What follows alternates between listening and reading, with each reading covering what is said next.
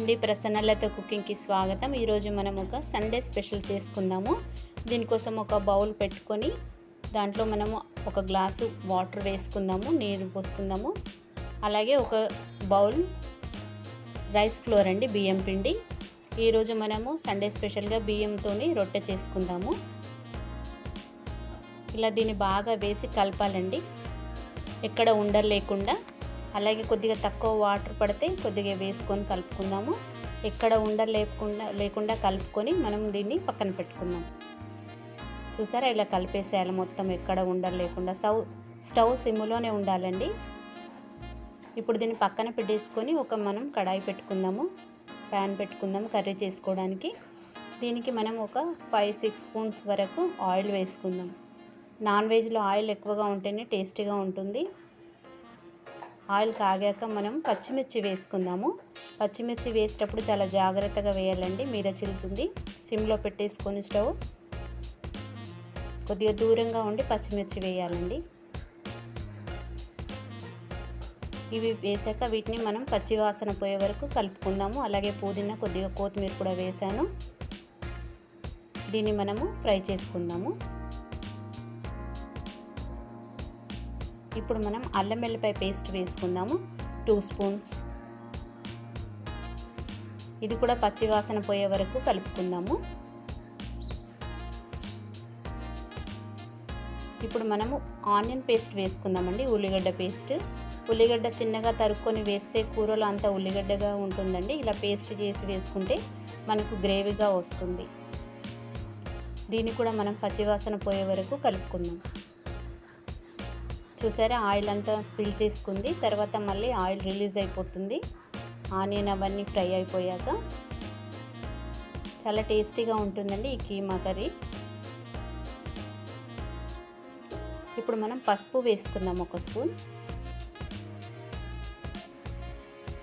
దీన్ని కూడా మనం కలిపేసుకుందాము ఆనియన్ పేస్టులో.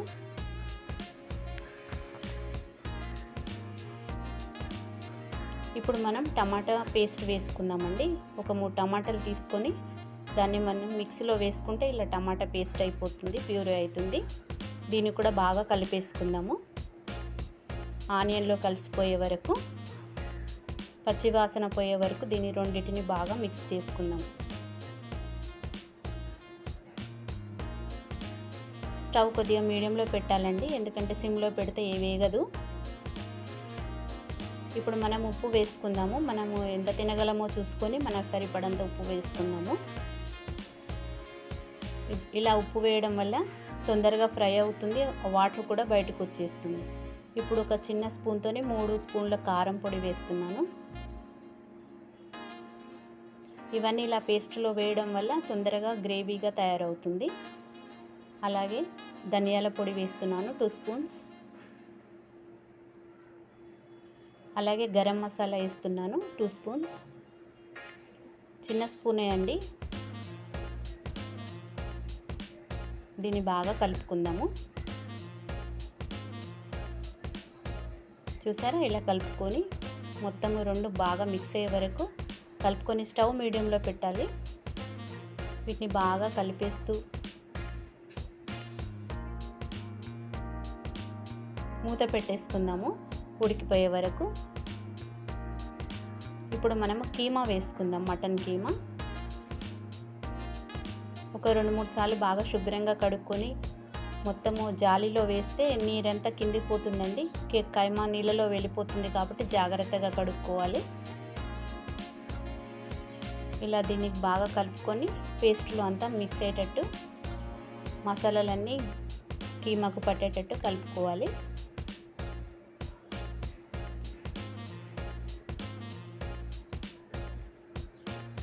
చూసారా, ఇలా బాగా కలుపుకొని మనం మూత పెట్టేసుకుందాం కీమా ఉడికే వరకు, దాంట్లో నుంచి ఆయిల్ రిలీజ్ అయ్యే వరకు. కీమా కాబట్టి తొందరనే ఉడికిపోతుందండి. దీన్ని ఇప్పుడు మనం మళ్ళీ కలుపుకుందాము ఒక 5 మినిట్స్ తర్వాత. చూసారా, ఇప్పుడే మెత్తబడిపోయింది.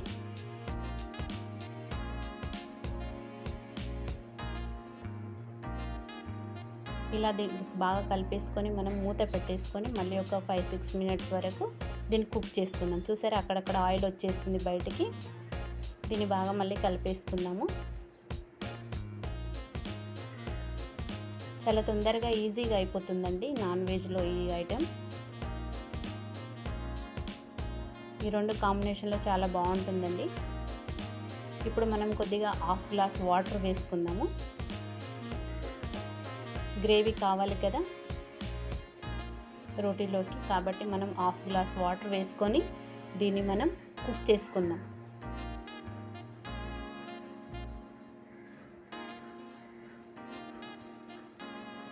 మళ్ళీ మూత పెట్టేసుకుందాము.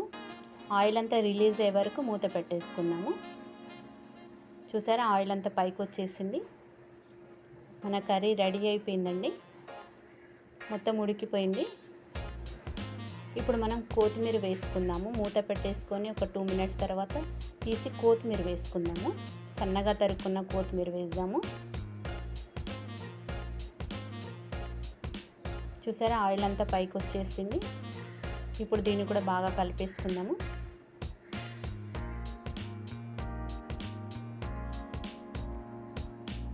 చూసారా ఎంత గ్రేవీగా ఉందో కర్రీ. చపాతీలోకి కానీ పూరీలోకి ఇలా బియ్యం రొట్టెలోకి చాలా బాగుంటాయండి.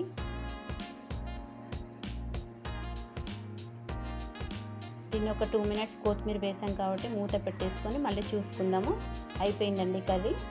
ఇప్పుడు దీన్ని మనం డిష్ అవుట్ చేసుకుందాము. దీన్ని పక్కన పెట్టేసుకొని మనం రోటీ ప్రిపేర్ చేసుకుందాము. కర్రీ అంతా అయిపోయింది. ఇప్పుడు దీన్ని మనం పక్కకు పెట్టేసుకొని ఒక చపాతీది పేనం పెట్టేసుకుందామండి. రొట్టెది ఇది దోశల పేనం మీద చేయకూడదండి. రొట్టె మనం చపాతీ చేసే పేనం మీద పెట్టి చేసుకోవాలి. ఇలా పిండిని బాగా మళ్ళీ ఒకసారి ప్లేట్లో వేసుకొని దాన్ని కొద్దిగా వాటర్ వేసి స్మూత్గా చేసుకోవాలండి. పగుల్స్ క్రాక్స్ రాకుండా ఈ పిండిని మనం ఇప్పుడు 3 ముద్దలుగా చేసుకుందాము. మనకి ఎంత సైజులో కావాలో చూసుకొని చేసుకుందాము. దీన్ని ఇప్పుడు పీట మీద పెట్టి మనము స్మూత్గా చేసుకొని కొద్దిగా పొడి పిండి వేసి ఇలా మనము రొట్టె బేలంతో మనము చపాతీ చేసే దాంతో ఇలా చేస్తే సాగిపోతుందండి, చపాతీ షేప్లో వస్తుంది.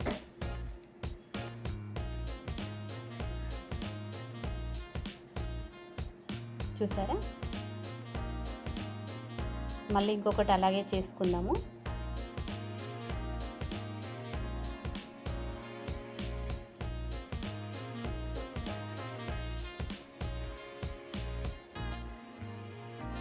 ఇవి చాలా బాగుంటాయండి ఇలా వేడివేడిగా తింటే. ఈ కాంబినేషన్ చూసారా ఎంత రౌండ్గా వచ్చేసిందో. ఏం కష్టం పడకుండా చాలా ఈజీగా అయిపోతుందండి. దీన్ని మనం ఇప్పుడు పెంక మీద కాల్చుకుందాం. సేమ్ చపాతీ లాగానేనండి, కానీ దీనికి ఆయిల్ పెట్టకుండా మనం వాటర్ పెడతాము. ఇలా వాటర్ పూసేసుకోవాలండి.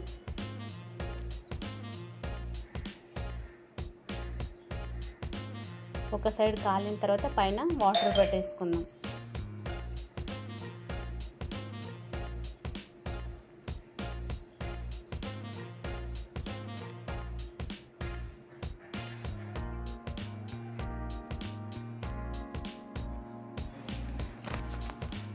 ఇలా మనము పెంక మీద నుంచి తీసి మళ్ళీ ఇలా గ్రిల్ దాని మీద కాల్చుకోవాలండి.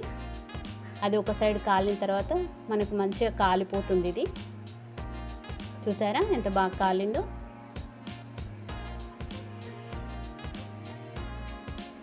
ఇలాగే ఇంకొకటి కూడా కాల్చుకుందాం మనం, సేమ్ ఇదే ప్రొసీజర్లో.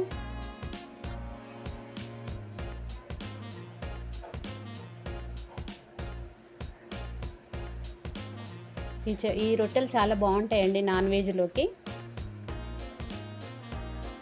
చూసారా ఇలా వన్ సైడ్ కాలినాక మళ్ళీ ఇలా గ్రిల్ది పెట్టేసుకొని మనం దీన్ని పొంగుతుంది. చూసారా ఎక్కడ పచ్చిగా లేకుండా కాలిపోతుందండి ఇది.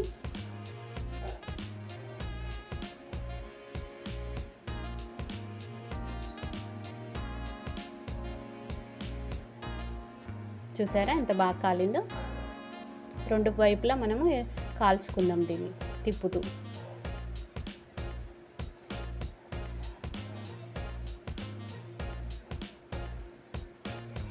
చూసారా ఎంత బాగుందో. రైస్ రోటీ రెడీ అయిపోయిందండి. మనం దీన్ని సర్వింగ్ చేసుకుందాము. ఒక ప్లేట్ తీసుకొని చూసారా రొట్టెలు ఎంత బాగున్నాయో, బియ్యం రొట్టెలు. వీటి కాంబినేషన్గా కీమా కర్రీ చాలా బాగుంటుందండి. ప్లేట్ మనం రెడీ చేసుకుందాము. ఒక బౌల్ పెట్టేసుకొని మనము కర్రీ వేసుకుందాము. వేడివేడిగా తింటే చాలా బాగుంటుందండి ఈ రొట్టె ఇలా కీమా కర్రీ. చూసారా ఎంత గ్రేవీగా జ్యూసీగా బాగుందో. కీమా రెడీ అయిపోయింది. చాలా ఈజీగా చేసుకోవచ్చండి ఎవరైనా కూడా.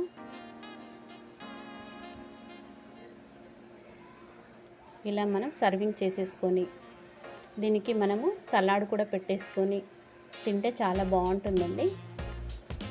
వేడివేడి రొట్టెలు చేస్తూ చూసారా ఎంత బాగున్నాయో. సండే స్పెషల్గా ఉంటుందండి మనం ఇలా చేసుకొని తింటే.